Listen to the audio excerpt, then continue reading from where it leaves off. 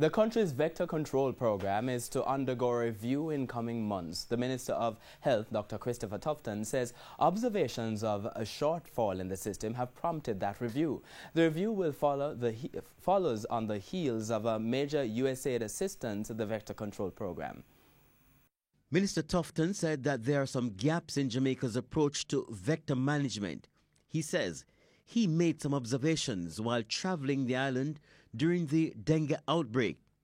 The minister says, as a result, he has ordered a review of the vector management system, which will include, among other things, looking at the infrastructure that is established on an ongoing basis to respond, to monitor, to track what is happening in the field, the personnel, both permanent and temporary.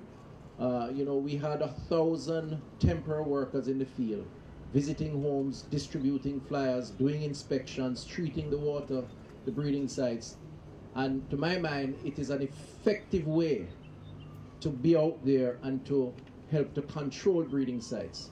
And one of the things that we're going to be doing is standardizing that program.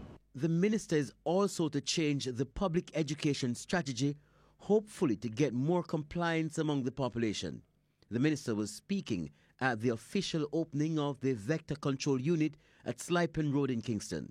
Today represents significant progress in the fight to control, if not totally eliminate, the population of mosquitoes that are the source, the cause of these diseases that have been mentioned, the chikungunya, the dengue, and others that have been a problem to our country. The Vector Unit is a pilot project sponsored by USAID. Its purpose?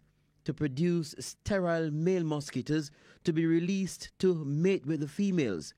After mating, the females will be unable to produce offsprings of the dangerous mosquitoes that carry dangerous diseases. So we're targeting the Aedes aegypti mosquito and the Aedes albopictus mosquito. As you know, those are the two vectors for dengue, chikungunya, Zika virus, and even yellow fever. Globally, they are the most critical vectors. Kirk Wright, TVJ News.